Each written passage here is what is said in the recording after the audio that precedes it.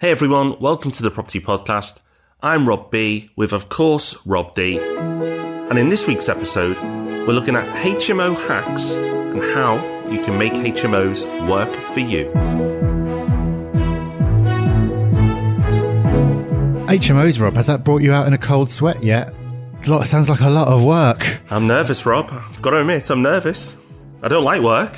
Well, I don't think that's quite true, but HMOs are something that we've covered it on the podcast before, but given how popular they are, probably haven't covered them quite as much as we could or should have done. So we're going to be putting that right today.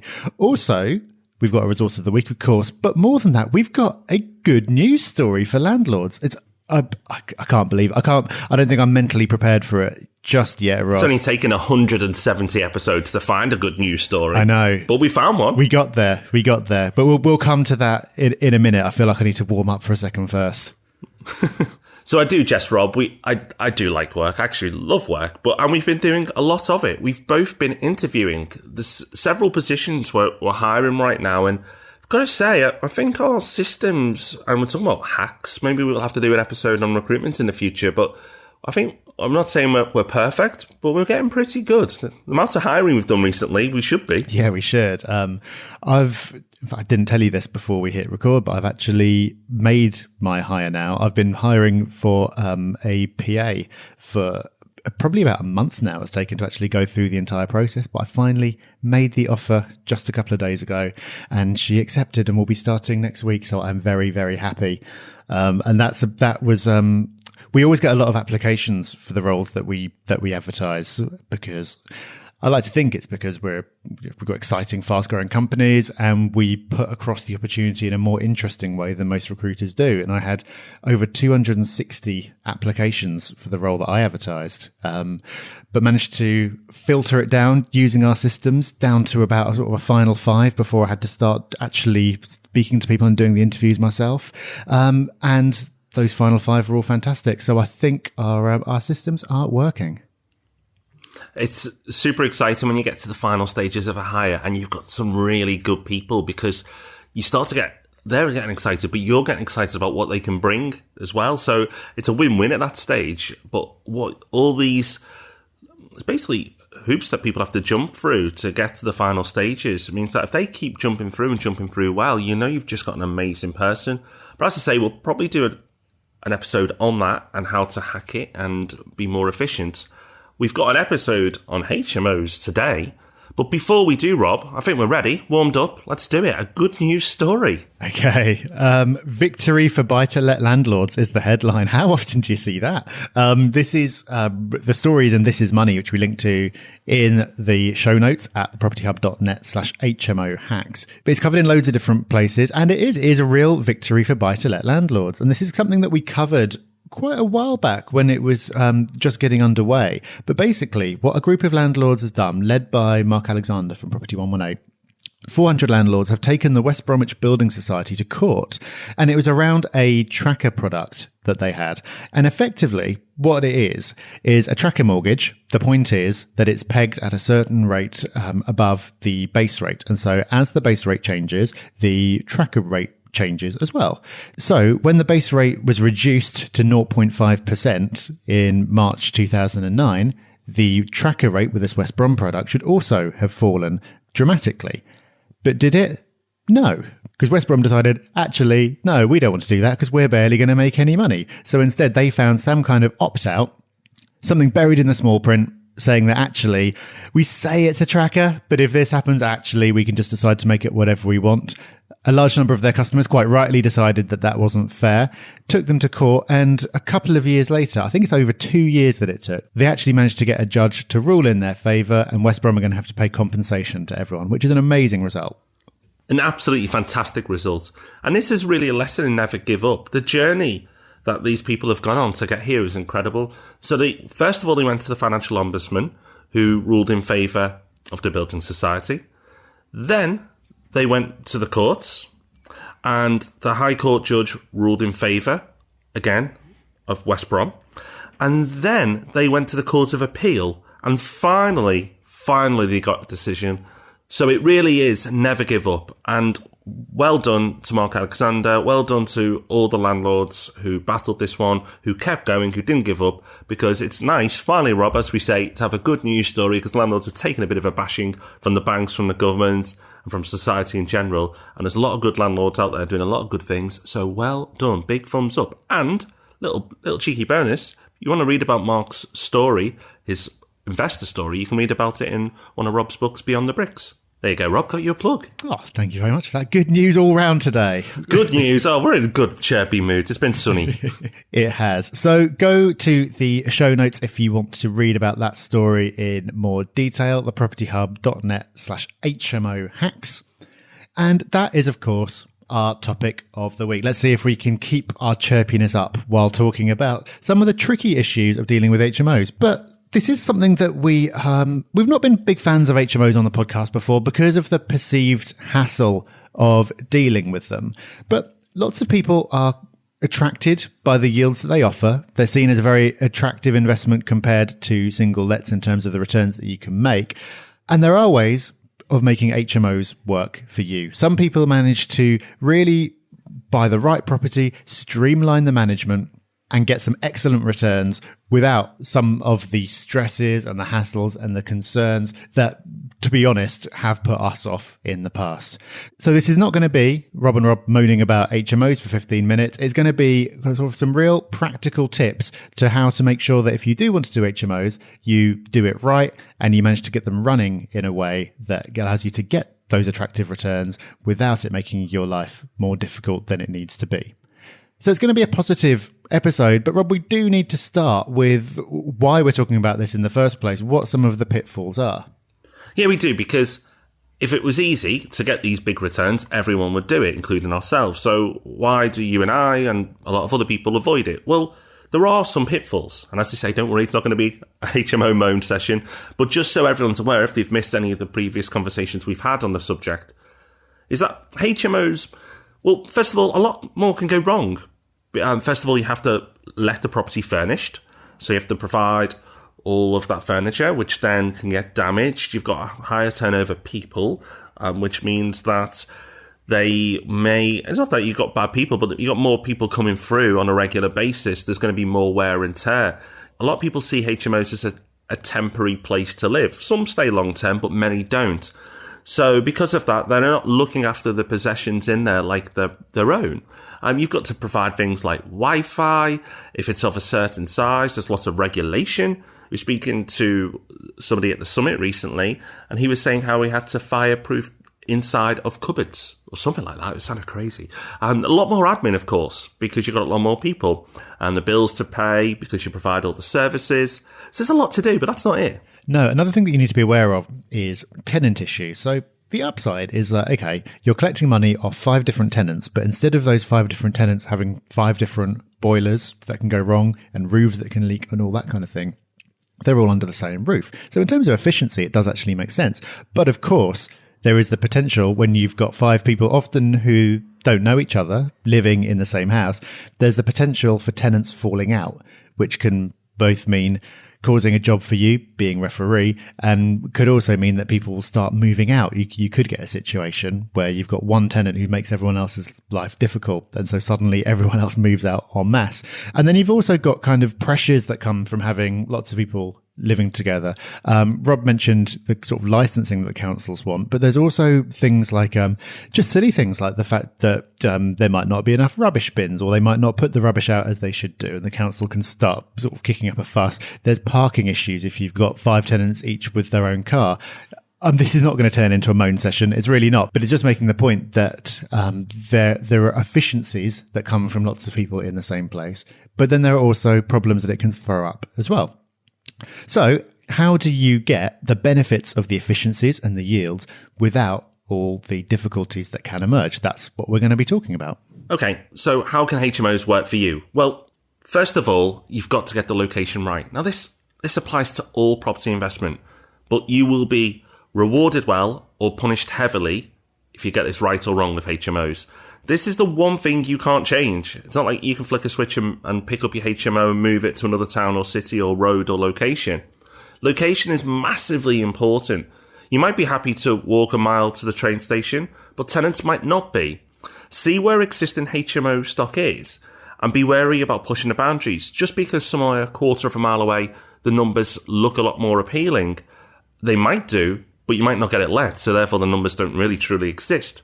So you have to be very, very careful. Even going a few roads too far in the wrong direction can make it very difficult to let. And remember, you've got a lot of people to let to. You haven't just got to find one tenant, you've got to find multiple tenants.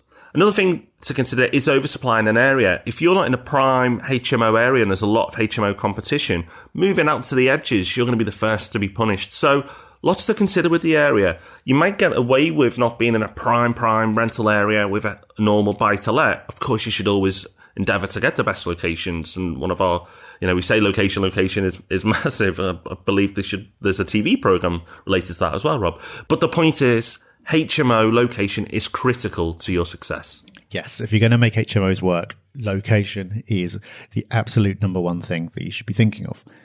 The next thing to think of when you're setting up the HMO is the spec, the quality of the product. And I think these days you've got to, unless you've got some kind of niche somewhere, for the general market, you've got to go high spec.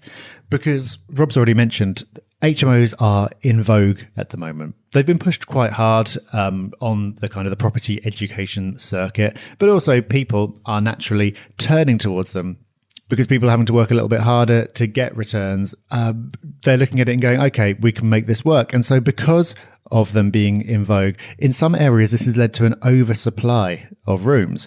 And what does that mean? Well, it means two things. First of all, Rob's already said, those in fringe locations are going to suffer. But it also means that standards are having to increase because tenants have got far much more choice. And what that means in practice is that there were things that you could do in the past that would help you to charge top rents and get the best tenants. Things like Sky TV or a Netflix subscription, any of that kind of thing. Even things like a cleaner at one point was considered to be a luxury, and that could be a marketing point.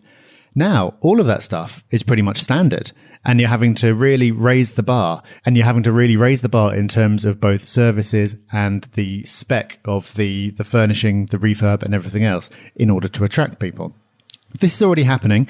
Brexit has been talked about as potentially affecting demand, although that's not going to be an issue in a couple of weeks' time. And realistically, that's probably going to be at the lower end of the market. But nevertheless, there are all these kind of factors that mean that people are piling into HMOs, and that's meaning that standards are having to increase. There's always going to be demand for HMOs. And I think that demand is likely to increase because it's so difficult for people to get their own home for reasons that we've discussed over the last few weeks. But to attract the best tenants, the standard needs to be high. And what that means is that when you are setting up an HMO, you've got to be budgeting for a high quality refurb and also making sure that when you're looking at the cash flow, you look at the rent that's coming in, but then you subtract the cost of providing all the services that these tenants require. So it's absolutely critical to get this right, because if you're trying to do it on a shoestring and you end up having a property that looks a bit shabby because you don't have the money to make it look really nice and you don't have room in the cash flow to provide what tenants want and still make a profit, then you're going to end up putting in all the work but not getting the return. Sky TV, Netflix. Rob, I'm tempted to move into one myself. I know, Sounds right? very nice. The next thing you should do, if you're going to take HMOs on as a project, is make sure you pass the management to someone else, particularly if you're new to this. Your first few, let someone else do it, learn from them. But make sure that the person or the company that manages the properties for you are HMO specialists in your area. Do not give it to a non-specialist agency. So don't give it to a normal letting agency because they might be tempted to take it off you because it's extra revenue for them. But unless they're specialists, it's highly likely that they're not going to do a good job because, as we may have mentioned once or twice, HMOs are a lot of work. So you want a specialist. And if they charge slightly more and a normal letting agent is charging slightly less, pay the extra. It's worth it. To give you an example, Yellow Lettings, we will gladly take your normal buy-to-lets off you. We will not touch HMOs. They are difficult to manage. As I said, we've mentioned that. And for the fee we charge, we couldn't justify it. So pay the extra, use a specialist, and don't use a normal high street letting agent because the chances are they're going to fail on the service. Definitely. It's a completely different ball game. It's two completely different things, and you're not going to find a generalist being able to do it for you. If you do want to self-manage, we're going to come on to that in a minute. Self-management doesn't have to be really hard work, and got some brilliant ideas for how to make it easier. But first, it's worth quickly mentioning particularly student HMOs, because there are lots of student letting agencies who specialize in this type of property. And that means it can be a little bit easier to find an agency to take it off you if that's what you want to do. Even if you're self-managing, though, there are benefits to student HMOs. The particularly great thing about them is that they always move in and move out at the same time, which means you can kind of actually plan out your year rather than having 6 rooms which where you've every month you've got one empty, or you've got someone just coming or going or whatever. You know that they're going to arrive every September and they're going to leave every June or whatever it is. Also, they can often all be on the same AST, which again makes your life far more easy. It's not going to be people kind of coming and going all the time. However, a bit of a warning on the student HMO side is that in some areas they are struggling because students are getting ideas above their station. Bloody students. They're starting to want to move to fancy city centre flats or purpose-built accommodation, which is being pushed quite hard. So you need to be very sure about demand because there are lots of areas. So I've got a bit of knowledge of Liverpool where there's a big student housing market, and there are areas like L15, which used to be really, really popular with students, where now you're seeing a lot of HMOs coming onto the market because they're just not getting filled. Again, it's the ones that are in the worst condition or the worst locations that are suffering first. But nonetheless, it's happening because you're seeing the students move towards city centres where they're perhaps paying a little bit more, but they're getting a lot more for it. So that's a warning on student HMOs. You've got to be very certain about your demand and your location and everything else, but it can be a nice way to make HMOs work without the stress. But as we said, if you do want to self-manage, HMOs are no different from anything else. It's a business. In any kind of business, you can either do things the hard way or you can work a little bit smarter and make your life a lot easier. You can. So let's look at streamlining self-management. So if you're going to manage it yourself, well, a good place to start is the magazine, the Property Hub magazine. In issue 5, and if you subscribe, you can access the back issues online. In issue 5, James Butler did a great job of going through how he automates his HMO properties. And he does a great job. So here's some of the tips. First of all, batch viewings into a single day whenever possible. It's a lot easier with students to do this, of course. But have a day, maybe pick a weekend, a Saturday, maybe a Sunday, and say to people, right, I'm having open days on these 2 days, or book them in, you can pick a slot in these 2 days. Because if you are not local to your HMO, and many people aren't, then you can travel to the area, do all your viewings in one hit, maybe stay overnight, but you've done it. A lot easier with students, but if you've just launched a nice new fancy professional HMO and you've started to build a list of people who are prospective tenants and you can email out to them that it's ready, then again, that makes it a lot easier. Provide access to a website with everything they need to know.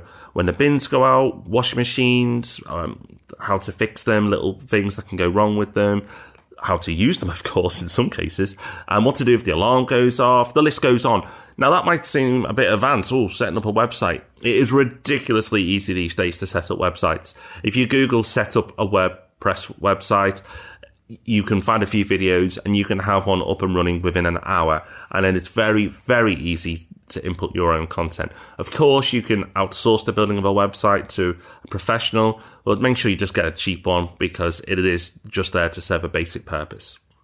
Automated text reminders about paying the rent. Again, sounds a bit fancy, but there are services out there that do this for you. Very, very simple to do and very, very effective. Quickly, you won't get that excuse, I forgot it was the end of the month, because the texts are there. You've said, well, I text you, that goes out the window, and a very cheap but effective tool to make sure your rent is paid on time. Something you may want to consider, particularly if you're looking to go a bit more high-end, is heating controlled with an app. There are more and more companies out now providing services like this. You hear them on the radio, you see the adverts on the TV, but you can give the tenants the opportunity to use the apps. Looks a bit fancy, an extra little feature, as Rob was saying before, and hopefully you end up saving on bills as well. Smart access without keys to eliminate trips for lost keys. You see these tags that people use to access gates and stuff like that. You can use them for front doors as well. It could be a lot easier to do. You could use it with smartphones. Again, if you're not techie, this might sound intimidating, but a little bit of basic research and you'll actually see how easy these things are to do. It's just thinking a little bit differently to the norm. Thinking about, well, what's a challenge? What potentially could be work for me? Right, okay, how can I automate this? How can I make life easier? As I say, we covered this in real depth in the magazine, and we also expanded that interview with James with some of our own tips, but there's some key ones here that you can get going with. Yeah, it's all about working smarter rather than harder. But also, even with the stuff that does need to be done, you can't find a fancy tech solution for you.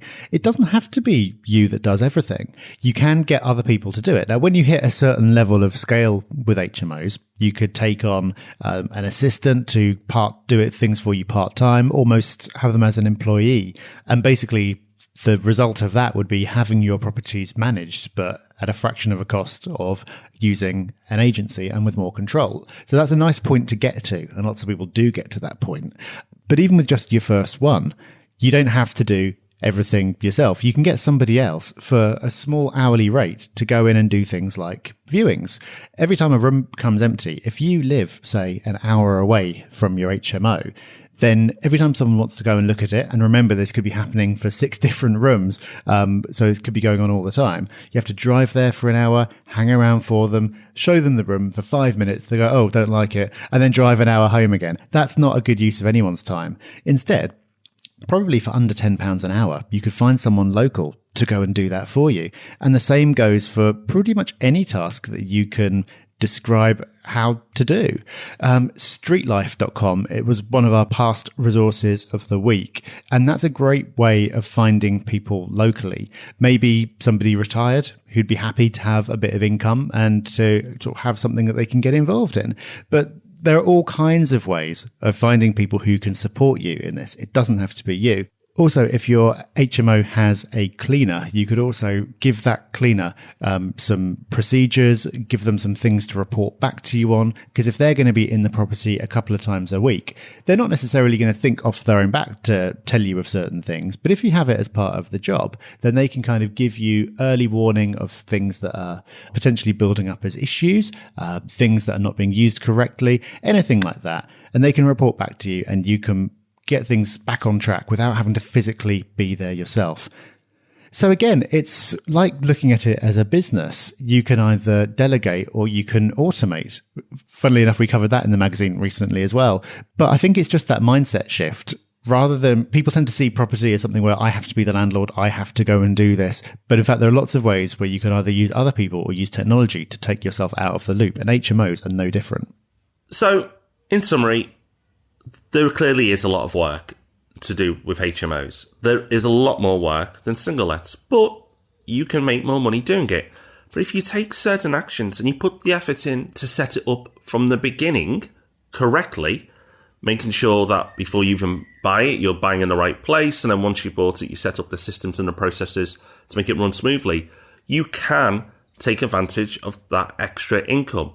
Just be honest with yourself. Are you likely to jump through those hoops to set it all up to make it like that? Because if you're just hoping to buy one and get lucky and that you get no problems and you get all the income, then I'm sorry, you're going to be disappointed. But if you are prepared to do these hacks and make sure you can take advantage of the gains, then go for it. Just make sure you get the location right, the layout right, the refurb right, because they are the hardest things to recover from if you get them wrong.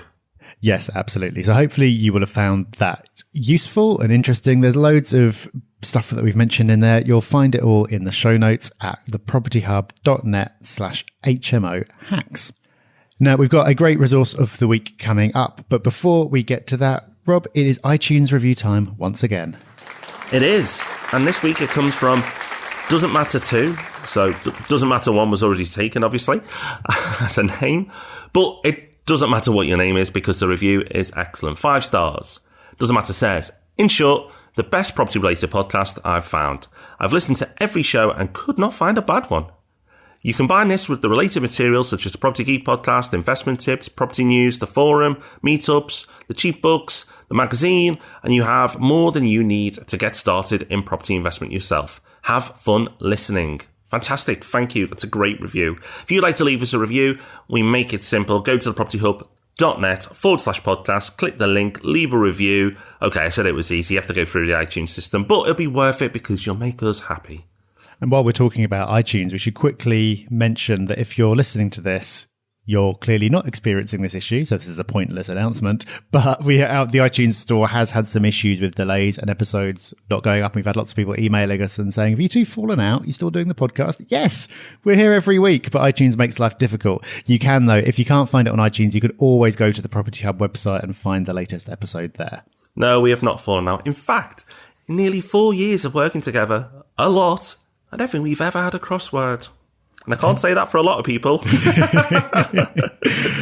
Maybe we're storing up a deep well of resentment to have a massive blow up at some point. Episode like 227, the explosion. So you got to keep tuned for that.